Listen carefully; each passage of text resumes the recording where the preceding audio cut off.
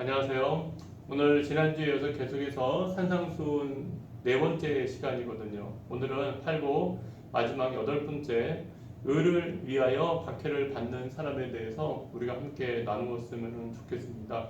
코로나19로 인하여서 여전히 여러 가지 어려운 부분이 있고요. 또 이렇게 영상으로 보아서 또 이 한계가 있어서 제가 이 강의를 준비하면서 참고한 서적을 소개하려고 합니다. 이 한 권의 서적은요, 예수님의 산상 설교라는 책이고요. 또 한 권의 책은요, 존 스토트의 산상 수훈이라는 책입니다. 이 두 가지의 책을 또 이렇게 여유가 있으신 분은 구입을 하셔서 함께 공부를 하시면은 더 많이 자세한 내용 도움을 받을 수 있을 거라고 생각을 합니다. 우리 계속해서 의를 위하여 박해를 받는 사람, 의를 위하여 박해를 받는 자는 복이 있나니 천국이 그들의 것임이라. 나로 말미암아 너희를 욕하고 박해하고 거짓으로 너희를 거슬려 모든 악한 말을 할 때에는 너희에게 복이 있나니 기뻐하고 즐거워하라. 하늘에서 너희의 상이 큼이라. 너희 전에 있던 선지자들도 이같이 박해하였느니라. 우리가 오늘 가장 이해하기 어려운 하나의 부분입니다. 어떻게 박해를 받는데, 어떻게 환난을 당하는데 우리가 그것이 우리에게 복이 되냐라는 것이죠. 그것이 어떻게 우리에게, 성도에게, 그리스도인들에게 행복이 될 수 있을까?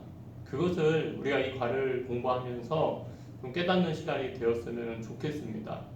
오늘 여기 기록된 것처럼요, 신자에게 박해는 선택이 아니라 필수입니다.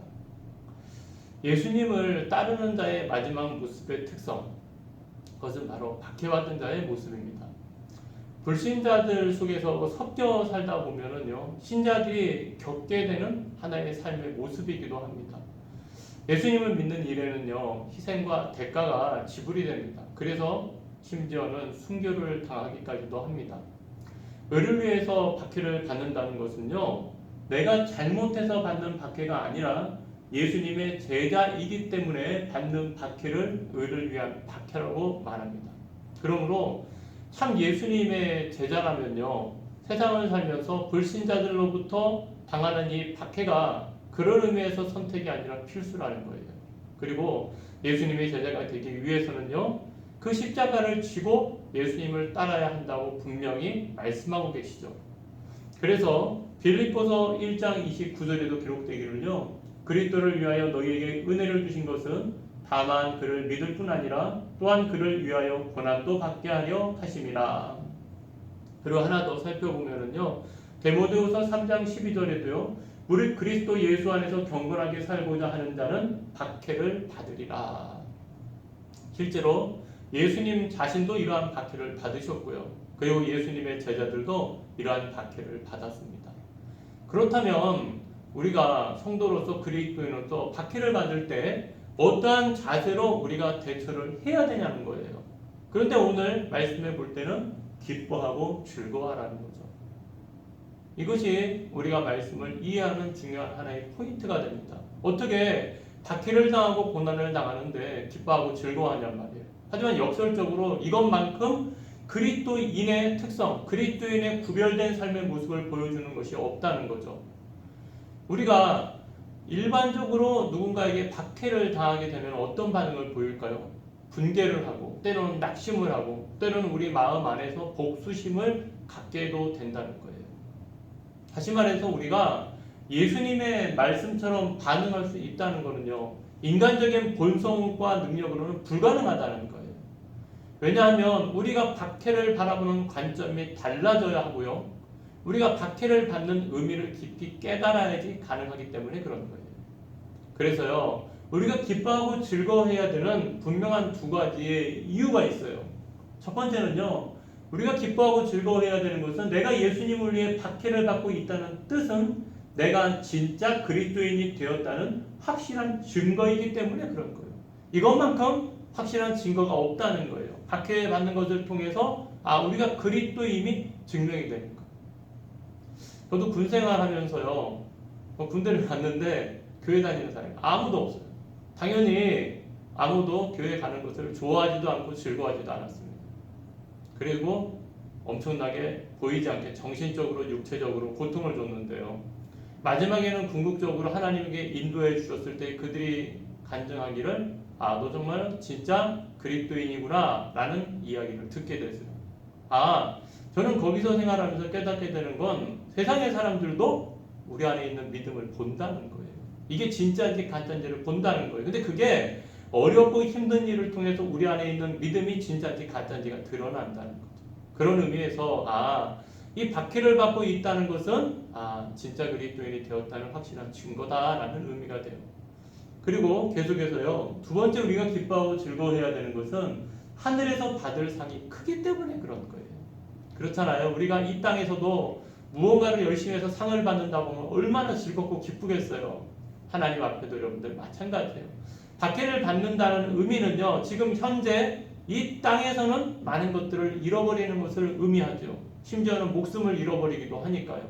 하지만 이것이 반대적으로 돌아볼 때는 하나님의 나라에서는 이 땅에서 잃어버린 그 모든 것보다도 더 좋은 상급이 기다리고 있다는 거예요. 진정한 상급은요, 하늘에서 받는 상급이에요. 진정한 상은 하나님의 나라에서 받는 상이에요. 왜요? 그것은 영원하니까요. 도둑도 들지 않고 녹도 들지 않고 영원히 하나님 앞에서 기록될 것이기 때문에 그런 거예요. 그런 의미에서 이거보다 더 큰 기쁨이 어디 있겠냐는 거예요. 그래서요, 우리가 이 땅을 살아가면서 성도로서 세상에서 박해를 받는 가장 큰 이유는 세상과 구별되어 있기 때문에 그런 거예요. 세상과 같다면, 타협한다면 박해받을 일이 없지요. 하지만 구별되어 있기 때문에 박해받는 거예요. 그래서 우리가 예수님 믿으면서 내가 예수님 때문에 당한 박해가 없다라는 것은 자랑이 아니라는 거죠. 도리어 우리가 신앙을 점검해 봐야 돼요. 내가 타협하고 있지 않는가? 내 신앙이 세속화되어서 불신자들과 별반 구별되어 있지는 않는가? 우리의 신을 점검해 봐야 된다는 거예요. 그래서 성도에서 당하는 대부분의 박해는요, 전도자의 삶을 살 때 생겨난다는 거예요. 예수 그리스도를 전할 때 그때 박해받게 된다는 거죠. 전도자의 삶을 살 때. 그러니까 의를 위해서 박해를 받는 자는 내가 예수님의 제자라는 증거가 되고요. 하나님의 나라에서 상이 크다는 증거가 되고 더 나아가서는 하나님의 나라에 대한 분명한 세상을 이기는 믿음과 소망을 가지고 있다는 열매가 된다는 거죠. 그래서 우리가 오늘도 이 가를 통하여서 정말로 하나님 앞에 나와서 내가 기뻐하고 즐거워해야 되는 이유가 어디에 있는지를 다시금 묵상하고요. 하나님 앞에 우리가 세상과 타협하는 것이 아니라 세상과 구별된 하나님의 자녀로서 살아가기를 주님의 이름으로 축원합니다. 우리 계속해서 묵상 포인트 한번 하고 넘어가도록 하겠습니다. 지금 내가 예수님을 믿으면서 당하는 어려움은 무엇입니까?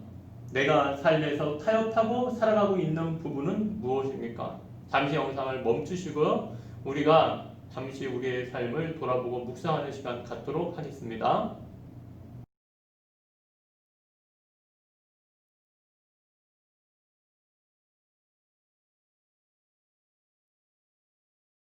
묵상 포인트 잘 하셨나요?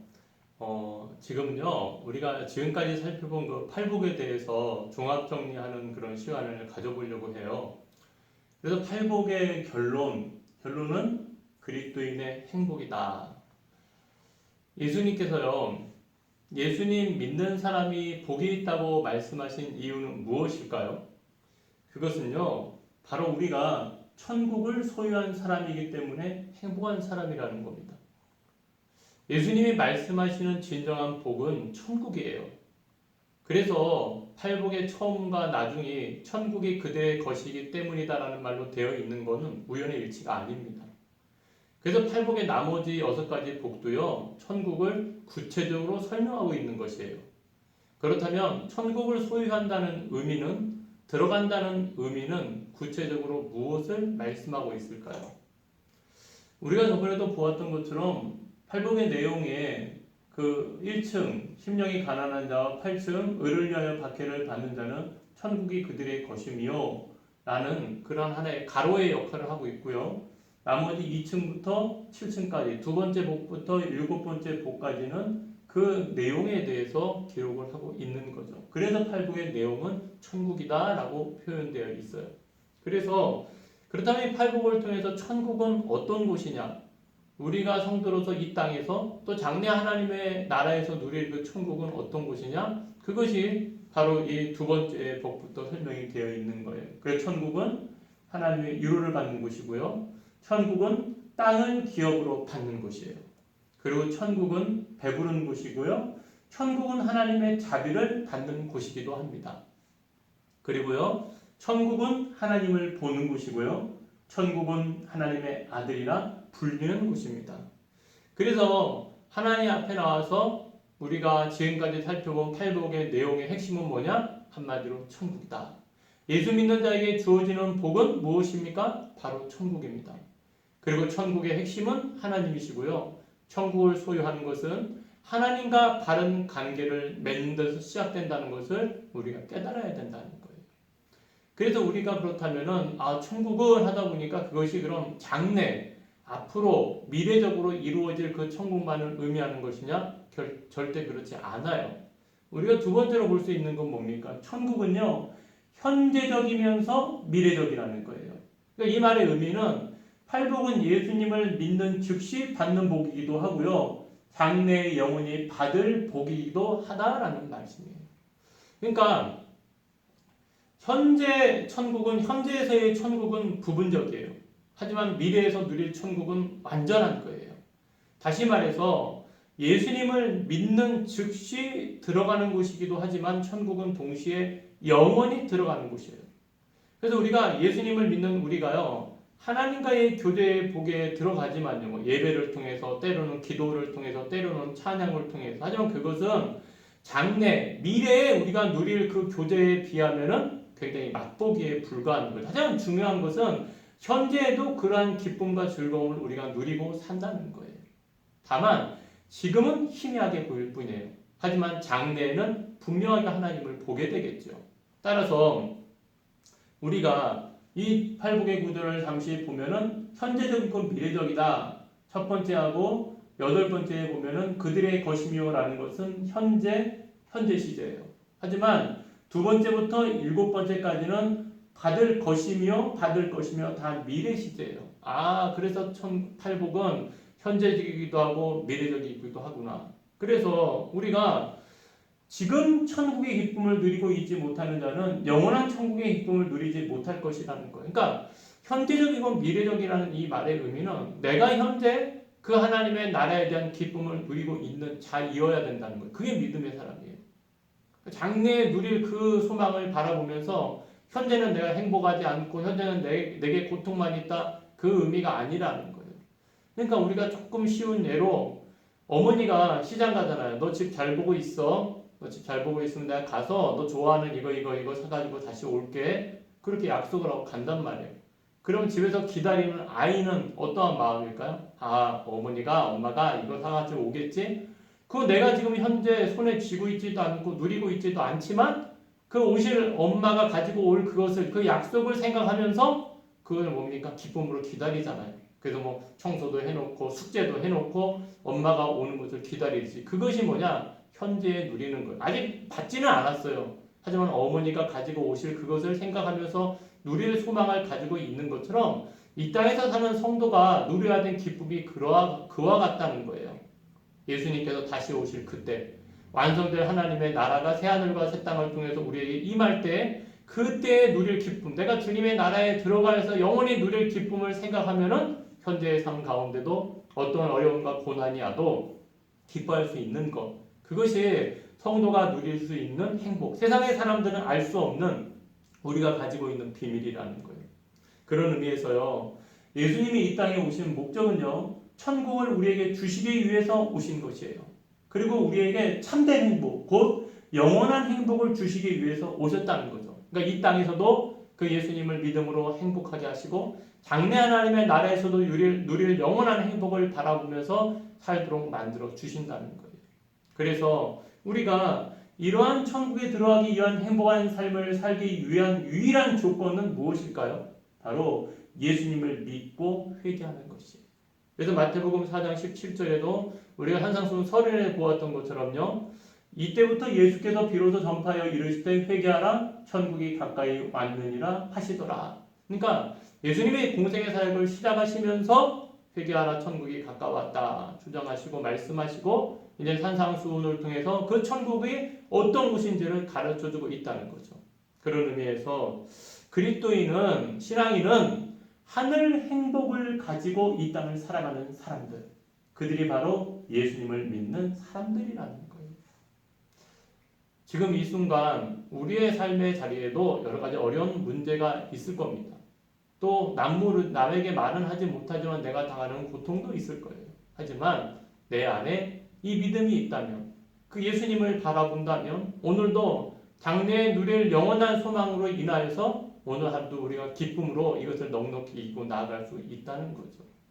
그래서 우리가 이 팔복을 마치면서요, 우리가 묵상 포인트 한번 같이 나눠보자 합니다. 나는 현재의 삶에서 구원받은 자로서 천국의 기쁨을 누리며 살고 있습니까? 한번 우리의 삶을 다시금 가만히 묵상을 해보고요. 정말로 예수님이 우리 안에 계시는 성령님이 주시는 기쁨을 누릴 수 있는 그런 시간이 되었으면 좋겠습니다. 그래서 꼭 묵상 포인트 하시고요. 여기까지 팔복을 맞추었는데요. 그 한이라는 CCM 가수가 부른 행복이라는 그 CCM 찬양이 있습니다. 한번 기회가 되신다면 한번 그 찬양을 들어보시는 것도 우리가 팔복의 의미를 다시금 되새기면서 우리가 들어본다면 참 의미 있는 찬양이 될 것 같습니다. 감사합니다.